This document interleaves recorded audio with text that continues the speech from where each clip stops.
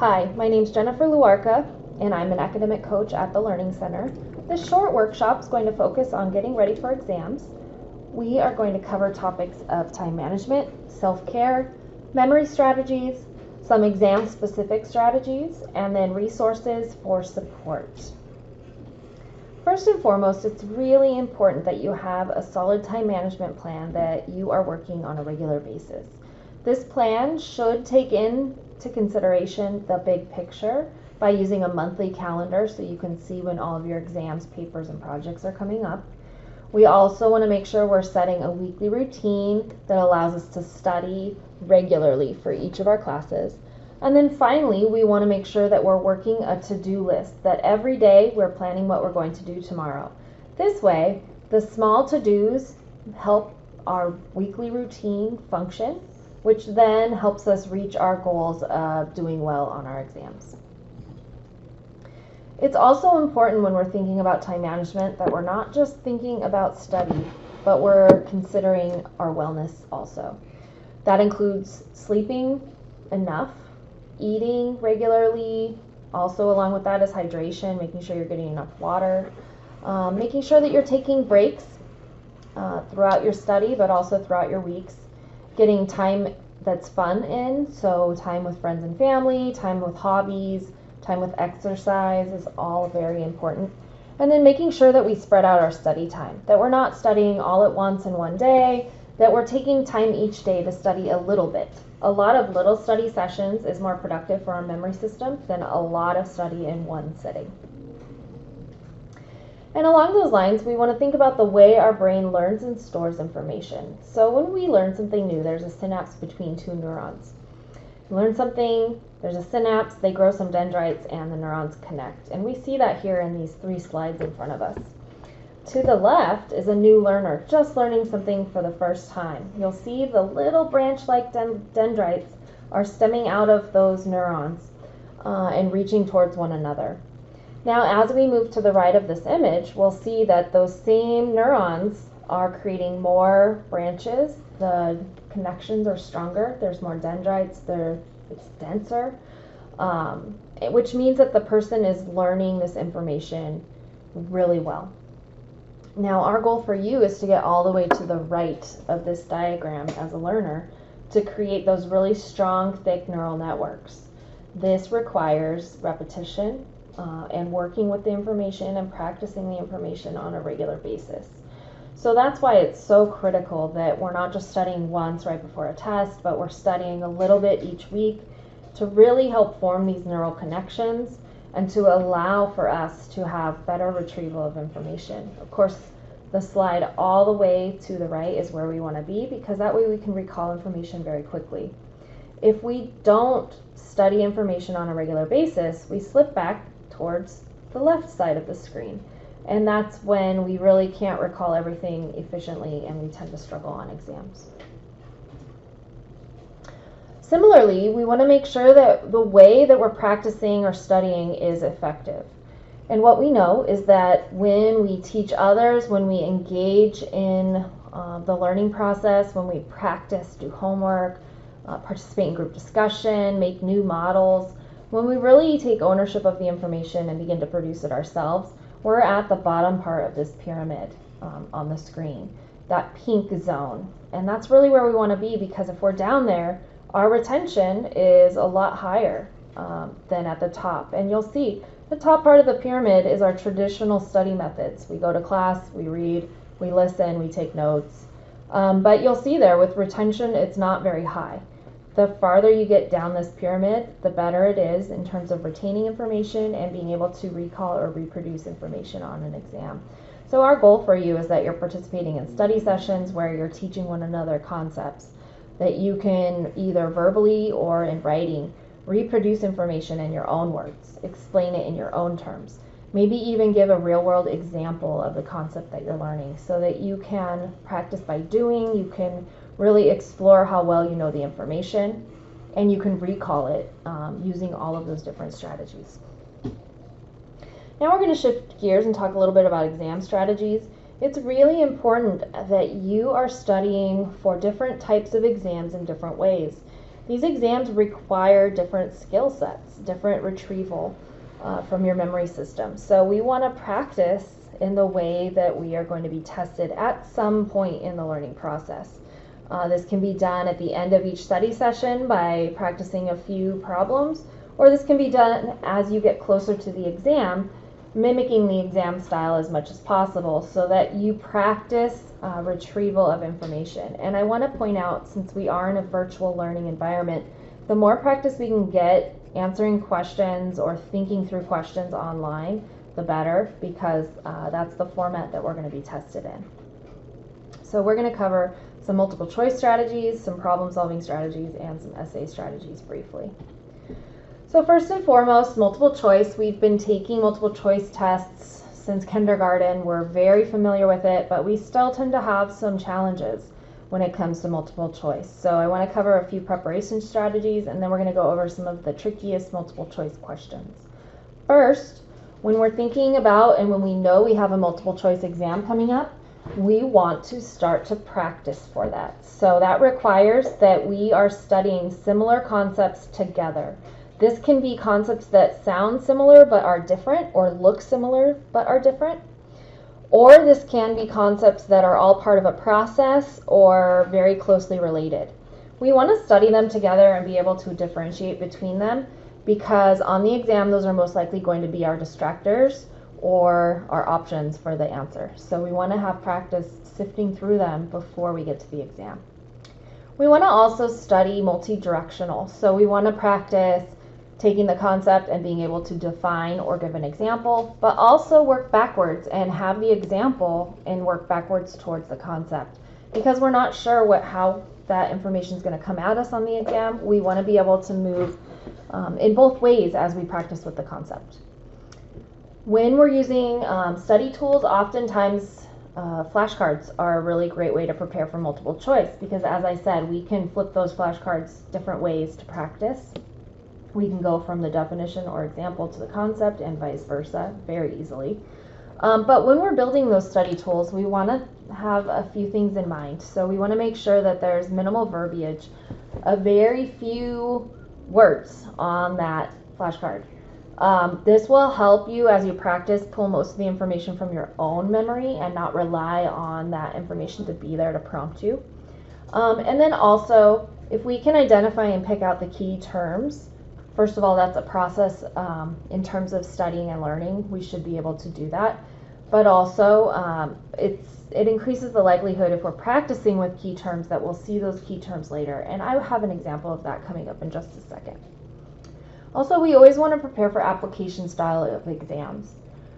We don't want to think that all we need to know is the definition. Oftentimes, it's assumed you know the definition, and your multiple choice questions are going to be grounded in real life examples.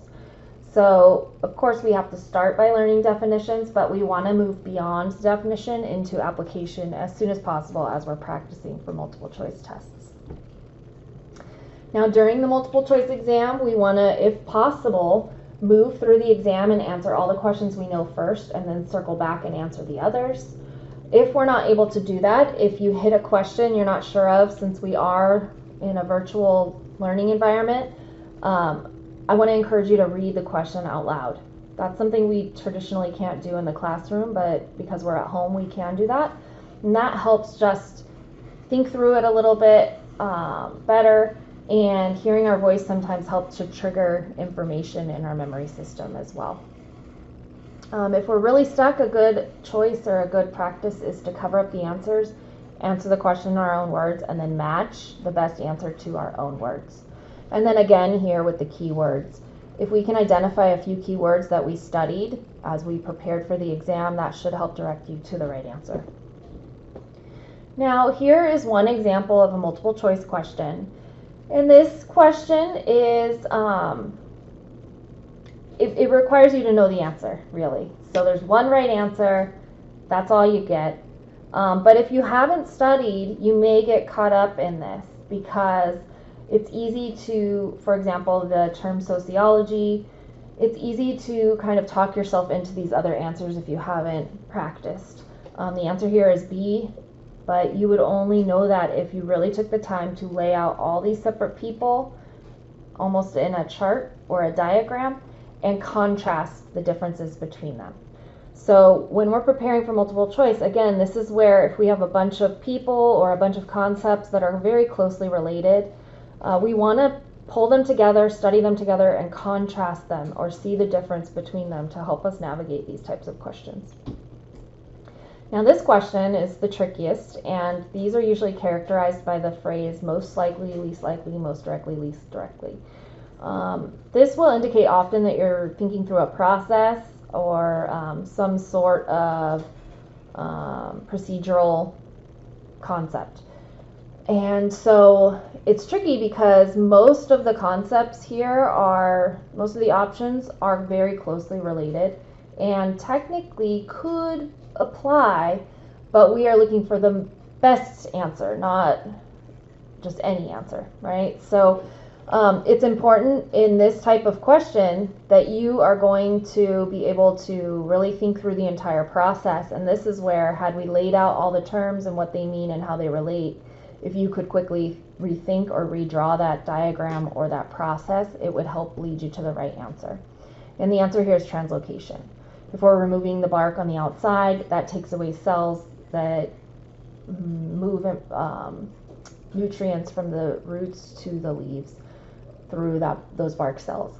So like I said, all the answers here could technically work, but there's one best answer, and this you should be careful of. If you see most directly, least directly, most likely, least likely, that should tell you to slow down, think through the entire process before you answer the question.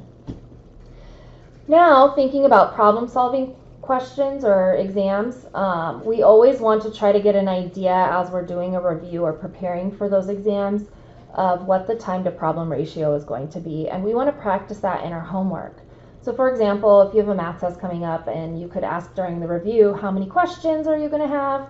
And the instructor says you're going to have 60 questions in 60 minutes. Now we know to practice, we have 1 minute per question.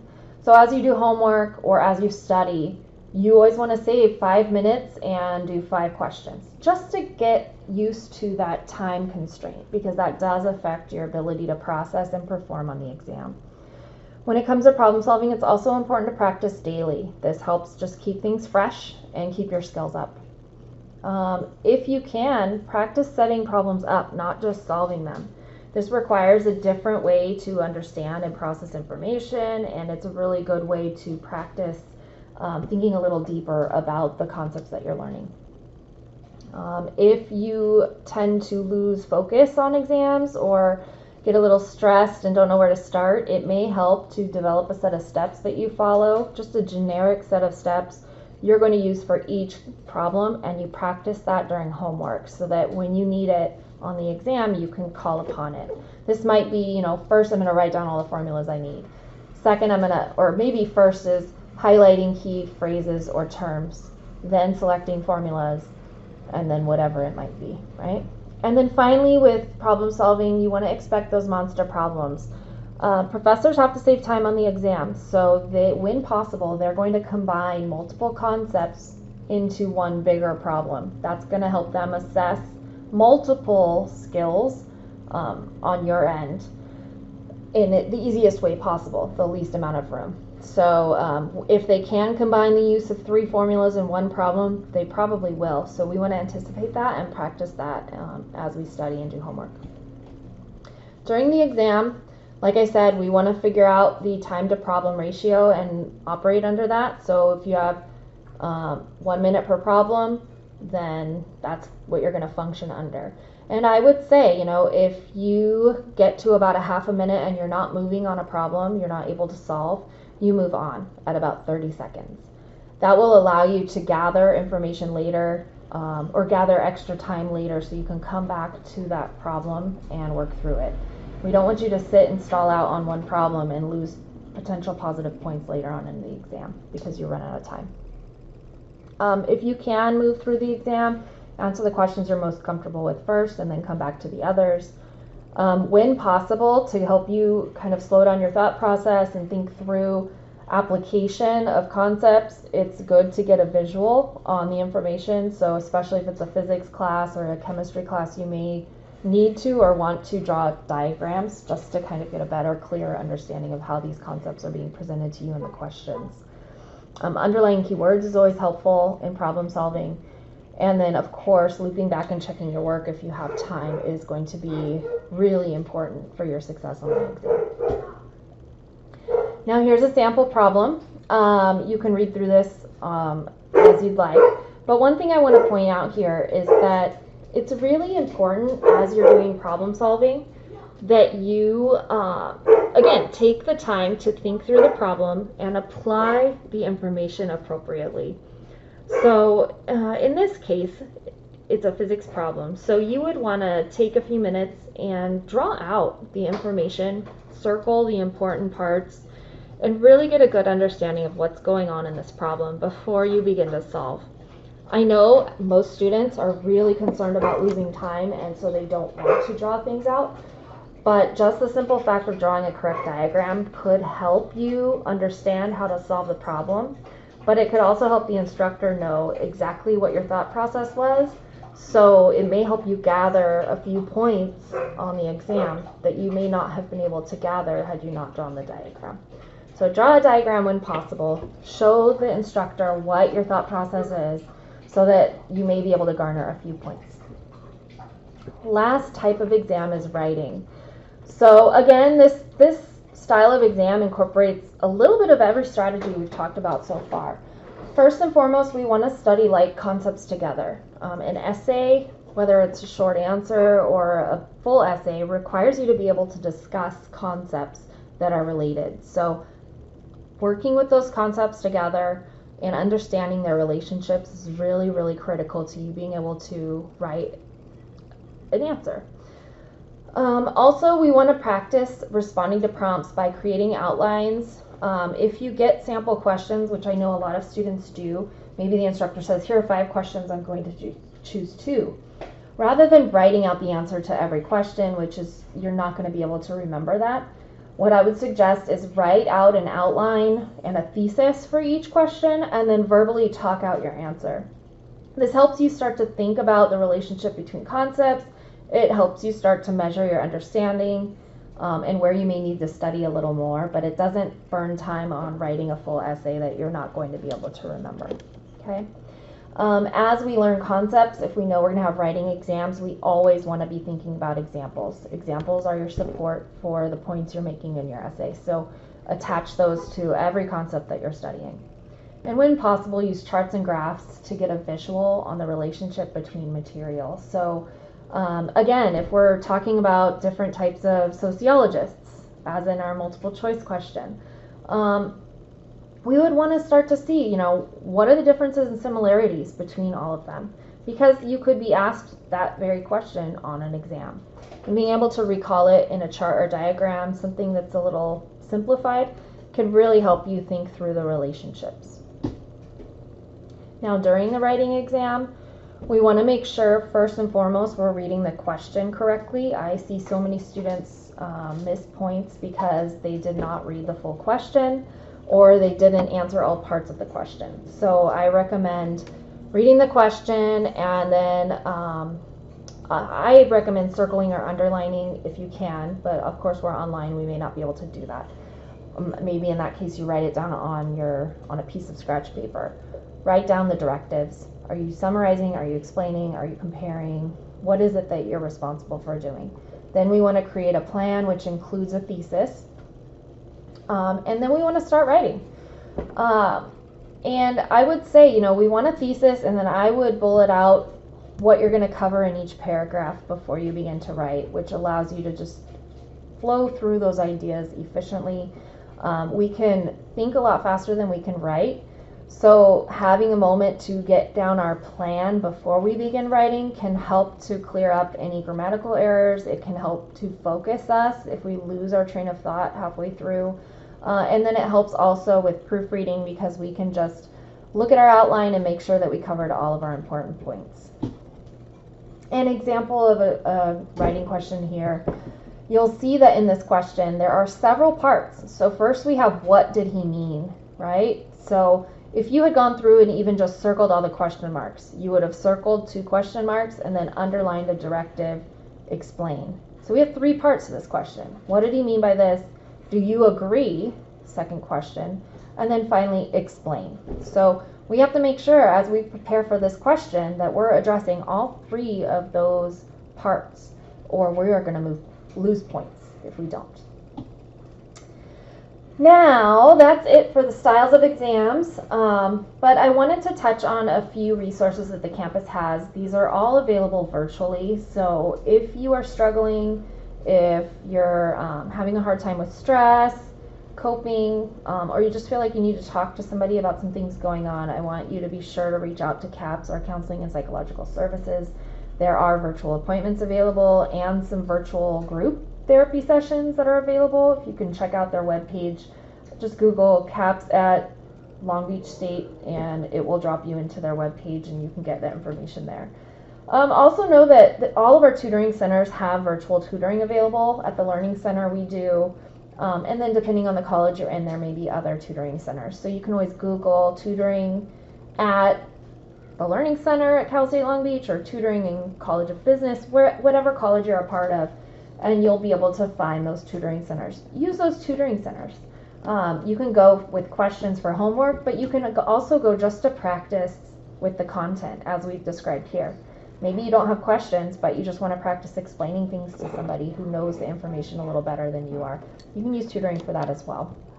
Advisors are a great resource, especially as you're thinking about putting together a schedule for the next semester.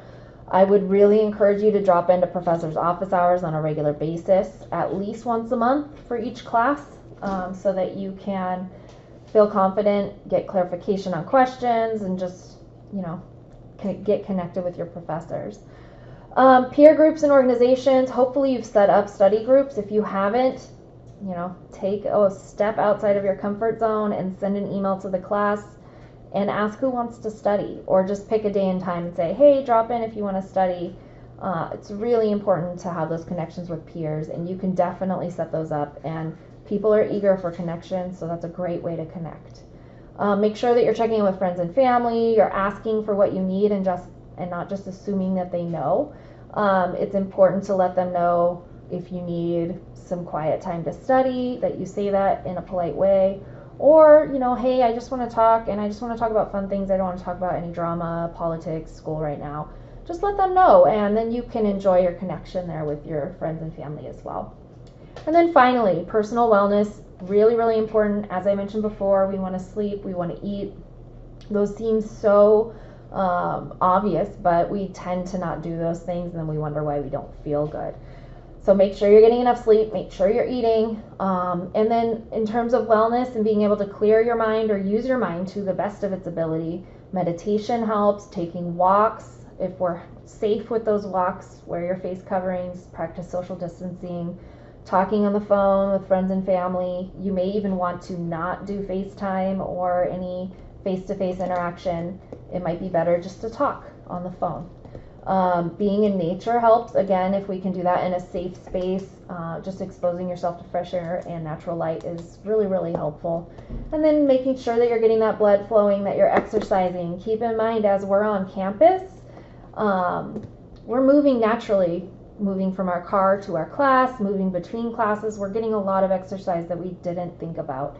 And now we're sitting and we're clicking from class to class. So we want to be intentional about working in that physical activity. Make sure that you're taking those little breaks throughout the day, you're getting up, you're moving around, because that will help a lot in the long run. And that's it for me. Again, I work at the Learning Center. I'm an academic coach. If you need help, go ahead and visit our virtual site. It will kind of lead you through how to connect with us. Most of our services you can schedule on your own through Beach Connect. You can schedule appointments with me. You can schedule appointments with tutors, and all of that's free. So check us out online if you need some help. Thank you. Bye.